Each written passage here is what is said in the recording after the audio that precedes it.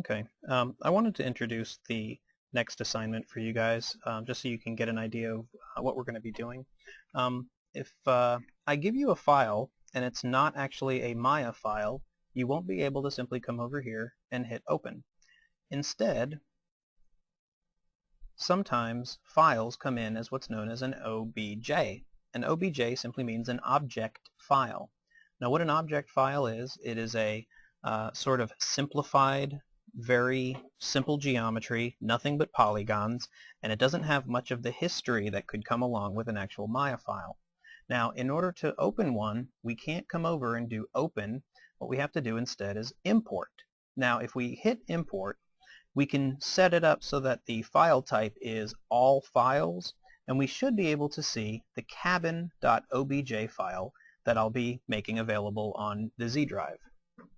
Now when I hit import, you see that what we get is this very simple polygonal object. Now it comes in, it's probably not in the right place, so I'll group it and then slide it up to where I want it. You can also scale it any way you want as long as it's all in a single group. And what I'd like you to do is to create textures that will specifically be for your version of this. And I'd like you to also create a fairly simple sort of environment that you can have this in. Now this little shack here looks like it could be anything from out in the middle of the Ozarks in a wooded area. It could be on a beach. That's going to be entirely up to you. You're going to have to figure out what you want yours to look like. But I am going to warn you, there are certain objects in this scene that might cause a little bit of problem. Now, one of the things that a 3D artist needs to understand is how to optimize and how to realize or notice or recognize what some of these objects, if you're having problems with them, how to fix them, or if it's simply easier to rebuild them.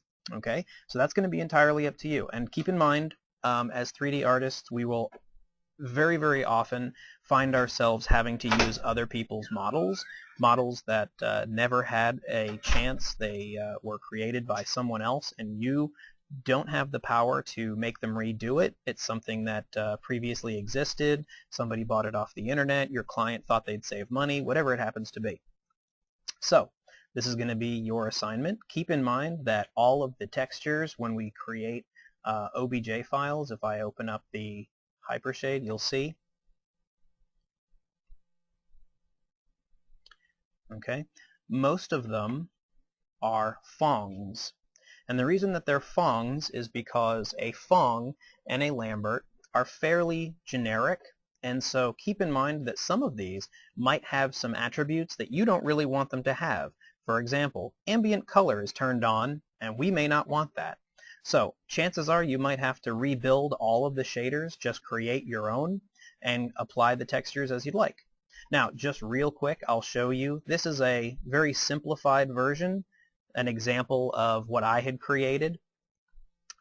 This is all done in Photoshop. Hopefully by now you guys have checked out the videos as far as UV mapping, and if not, I highly recommend you doing it, because in the last class that I had taught, the 3D modeling class, I showed you how to actually export this information, and you're able to use that inside of Photoshop so you can paint the texture that you want. Feel free to use things like paint effects brushes, create the spherical environment that I showed you how to use last time, and just make it to the best of your ability. Add trees if you want trees, add environmental effects, whatever you feel like, and what we'll do is, just like last time, you'll have some before images, and then we'll start talking about different types of lighting conventions and different types of lighting effects so that we can see some more advanced options. And then we'll have some aftershots. Okay, so once again, be sure to render your single images. Want about 5. We want 5 pictures from different angles, and we want to make sure that we're going to render them in 1080p.